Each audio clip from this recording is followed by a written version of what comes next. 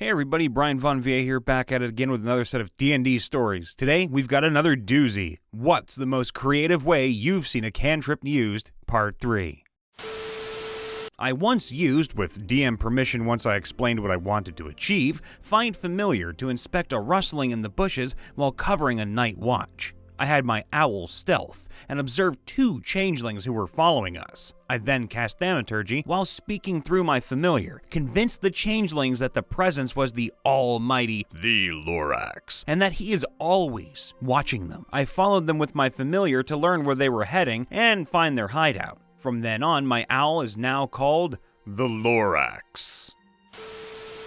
I used mending to start a small side business when we were in town. I would mainly repair people's possessions, like kids' broken toys and ripped work clothes. My favorite thing was to put on magic shows where I would do things like accidentally chop off my finger, fake hand, and blood would come out, but then just mend it back. Ta-da! Most creative was when I wanted a lock on a door or chest to be super secure and break the locking mechanism, making it locked but inoperable. Break the key in half and hide them separately.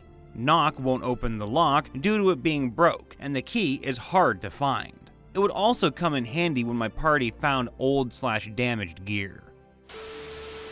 I had a homebrew weapon that is a giant one-handed sword, so it required a large amount of strength to wield, and had the same damage as a two-handed sword. But my DM added a little secret into the weapon. The weapon turns cantrips into spells, like Burning Hands turned it into a small fireball, but used the same damage, just turned into ranged. When light is cast, the sword becomes a beacon that has a dome of 30 feet. Chilling touch consumes the weapon in a thick ice, so yeah, I thought it was awesome. Game apparently started with a "then there were none" theme. My character, Liam, was a barbarian/rogue with a backstory of being basically a freedom fighter gang member whose gang was slaughtered by another gang who had the guard on the payroll, forcing him to flee while near death. Game takes place a few years where he is invited to a party to honor the good he had done in his previous life, leading his old gang who protected the people. Others are to be honored as well for achievements. When we arrive, the host cannot join us due to illness, and Liam, having high charisma, convinces the reluctant butler to bring him to the host, who he insists on thanking for his hospitality in person. Everyone then has dinner, and the elven thief dies from cyanide poisoning in his drink. Insight shows the butler had no clue. Liam then seduces a present female, an attractive NPC guest who apparently uses sleeping pills to rest. When they wake up, she's dead. Suspicious, Liam takes the pills and has the butler bring in a few chickens who he shoves a pill down the throat of each. The pills are not the sleeping pills, they're poison. I ask what they look like. Circle-shaped white pills. How many? It was a new bottle of 150. Okay, she took 1 and I used 4 on the chicken, so 145. As everyone is doing their thing, Liam sneaks up to the host's room and easily picks the lock. The bedridden guy too ill to leave his room is not there. Liam looks around and finds a pitcher of water and a bottle of heart meds. How many pills are in the bottle? DM rolled a d20 and said 17. What do they look like?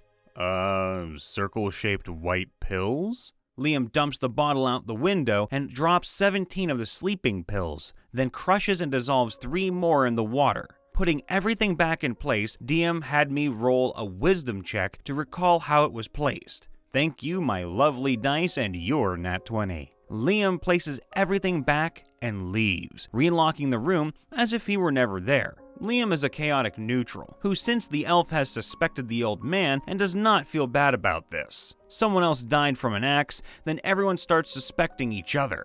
Big Bad Evil Guy dies in his bed after taking his meds, then chugging water when he started gagging. Then Liam and the Paladin walk out and join forces with a detective-type rogue. Later on, we ended up looking for a mermaid. Long story short, total live-action Little Mermaid ripoff. Paladin and Rogue want to buy tickets, but Liam convinces to just follow my lead. When I made Liam, I rolled 3 17s and, being human, made those 18. Dex, Con, Charisma. Rogue expertise in intimidation and deception. Hunted the foreman, joined the circus. Rogue spied as laborer. Paladin helped with the monsters and beasts. Liam had high performance and started as a performer, but then took over as the animal keeper after getting the NPC fired.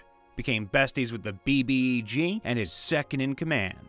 Lunches and nightcaps daily. DM forgot that Liam had the sleeping pill bottle of poison, with still 125 poison pills in it. Successfully slipped it in the big bad evil guy's drink during a one-on-one meeting to discuss business. We found the amulet binding the mermaid. Convinced the second in command that it was a heart attack and that Displacer Beast was ill and needed to be removed. That I'd kill it in the woods. Then made off into the night with the lawful neutral second in command, made to run a proper circus. Could have finished the quest in a couple weeks in-game time, but I might have dragged it out to nearly a few months, cause I might have wanted to keep that Displacer Beast I had been taming the whole time. DM was annoyed at me for dismantling her BBEG fight, and for a scene where the mermaid may have been acting like a brat, and Liam took her out of the water, leaving her defenseless as he carried her over his shoulder, spanking her every time she said something bratty until she swore to listen to him.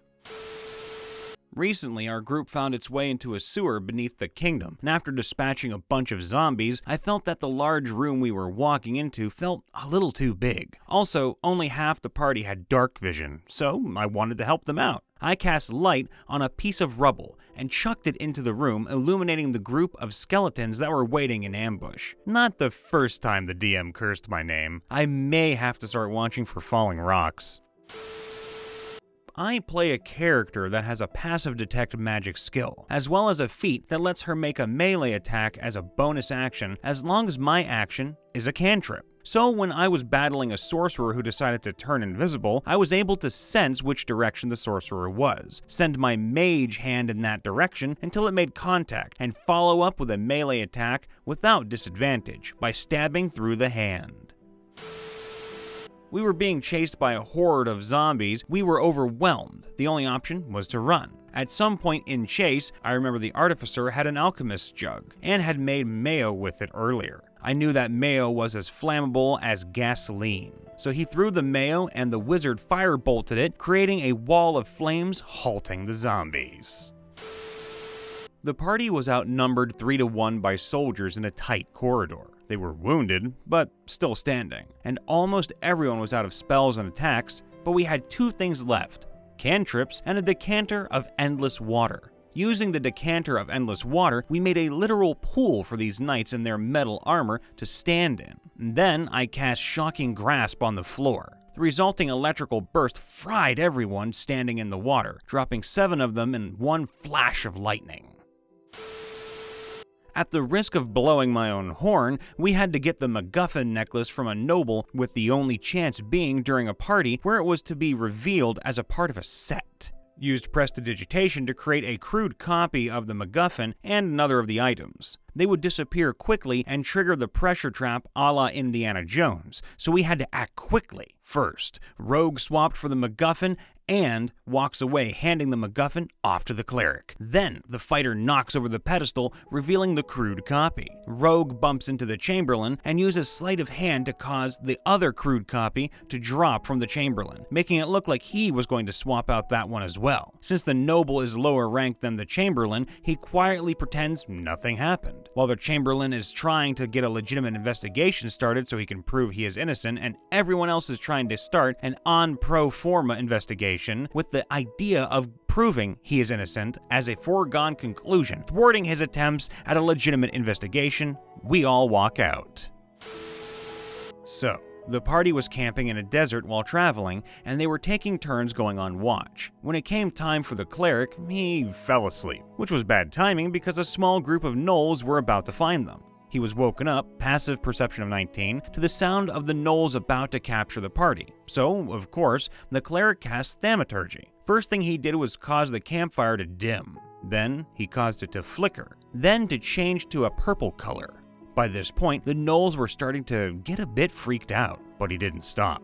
He proceeded to undim the light, and instead cause harmless tremors, freaking them out even more before they started hearing ominous whispers coming from around the camp. They all drew their weapons ready to fight whatever was there. So of course, he cast it one final time. This time, to make the ominous whispers right behind the knoll in the back.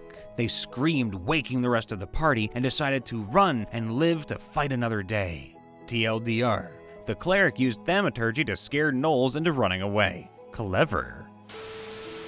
My group got caught in a patch of super poisonous mushrooms that released deadly spores on contact. My Circle of Spores druid collected one in a bag and used druidcraft to keep it alive until I couldn't be poisoned. Once I reached that level, I would open the bag during combat and use druidcraft to make the spores grow into mushrooms on me. DM ruled they would act as the original hazard. Since the original had been designed to encourage us to avoid touching them, if I got hit with melee, the mushrooms would release their spores and do 4d6 plus 4 poison damage to the creature on a con fail, half on success.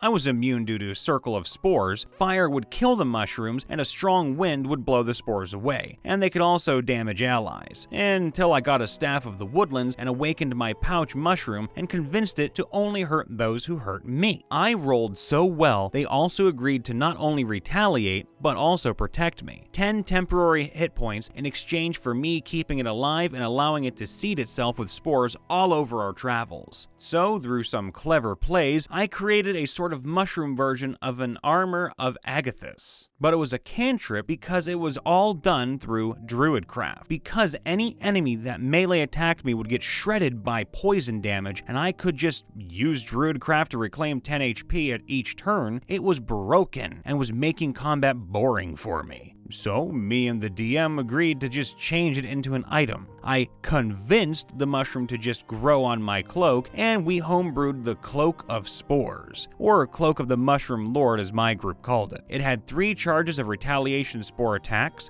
4d6 that would reset on a short rest, and gave me +2 to my AC.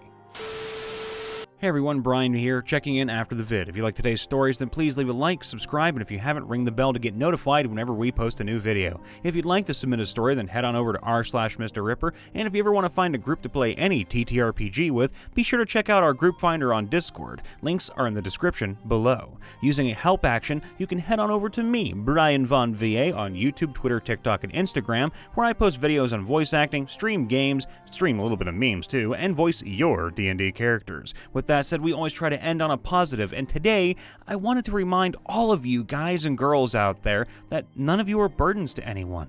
Your friends and family, they stand by you in times of turmoil because they care about you and love you. I know it's hard not to hide any pain that you're holding in, but those who care about you want to know how you're doing. So talk to them and never feel like you just make everybody around you sour. You're important to those who love you, and even to this narrator here. Remember that. All the love, be safe, and we will see you next time.